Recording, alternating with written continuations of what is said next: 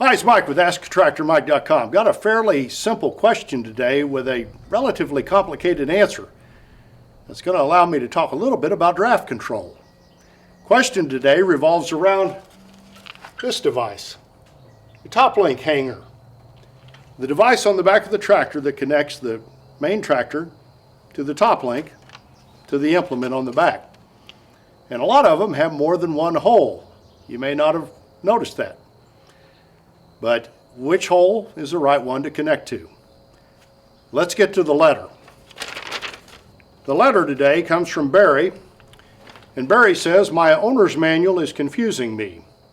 My brush hog weighs 590 pounds. On the 3-hole mounting bracket for the center link or top link, which hole should I use?"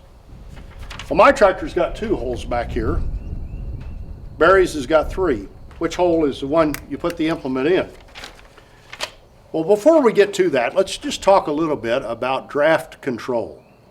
And draft control is a term that you hear in the tractor world a lot, and a lot of people don't even know what it is. And what is draft? Well, draft is the amount of resistance that the tractor is pulling. So in this case, Barry is asking, which hole do I put it in to lift a certain amount of weight? But weight is not draft.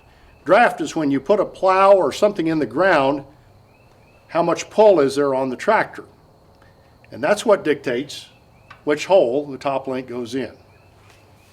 So let me read to you what it says on my tractor. And my tractor has 2 holes. It says that hydraulic lift rocker, this mechanism, this bracket right here, has 2 holes for attaching the upper link. Attach the link using the lower hole for light draft loads. In other words, things like mowers, bush hogs. Attach the link to the top hole for heavier draft loads, such as ground engaging equipment, like a plow. Now, I want to tell you, when I was a kid, growing up on an apple orchard, we planted a new orchard one year, and Dad wanted to keep it disced up. He wanted to run a disc over it to try to keep the weeds down. And I would be out for hours on a tractor with the disc. And we live in the Missouri Ozarks. There's rocks everywhere. And so I'd be running that disc along the ground, and you'd hear the sound of metal disc blades hitting rocks. Clang, clang, clang, clang, clang, clang, clang, clang. You could hear it for miles away. But on the far back of the place, on the far northwest corner of our place, there was an area probably about maybe a third of the size of a football field where the soil type changed, and it changed drastically. And there were no rocks. You went from clang, clang, clang, clang to silence. And then when you got through that area, back to the clang, clang, clang again. Well, if you'd been watching the disc on the back of the tractor, without draft control set, you're going over the rocks at a certain level, and then whenever you get into that rich ground with no rocks, a disc sinks. And so it's cutting way deeper than it was on top of the rocks. If we'd have had the draft control activated, which is a feature on a tractor, it would not have done that. And draft control, what it does, it senses draft, or the pull on the tractor, and it adjusts the height of the implement behind it that's in the ground. Came out a long, long time ago on some of the earliest tractors had draft control, and it was a miracle for those people back in those days that used plows to turn over soil.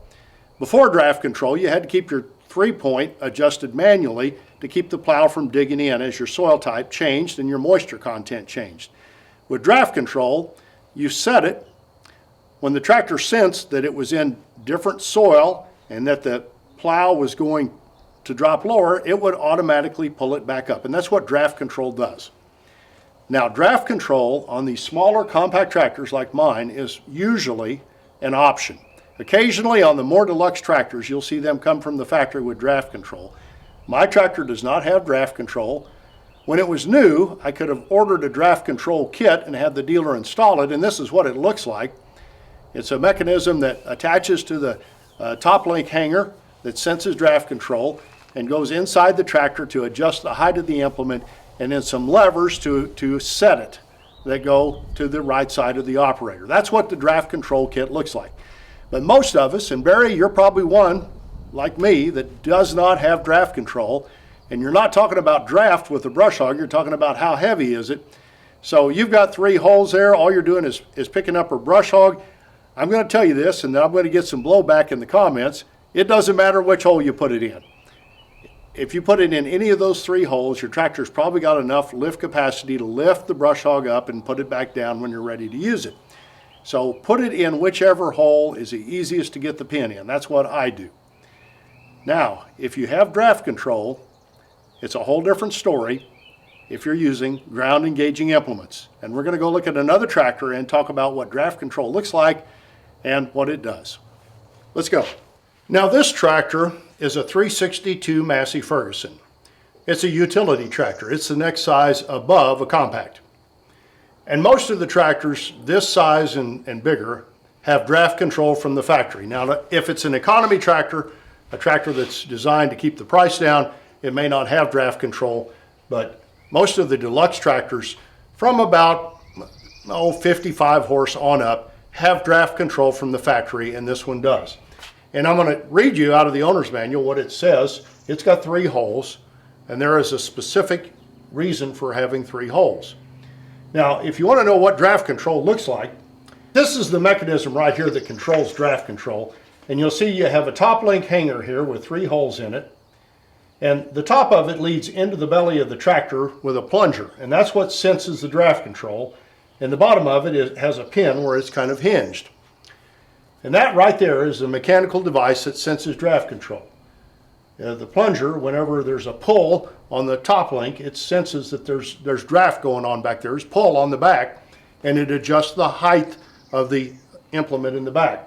It's hinged on the bottom here. It's got the plunger on the top, and it's got 3 holes. Now here's what the owner's manual says about how to put your top link in the right hole. And it's kind of the opposite of the other one. It says the top hole, this one right here, is used for light draft implements and for maximum depth control and shallow work. So your brush hog would go in the top hole, different from the other tractor.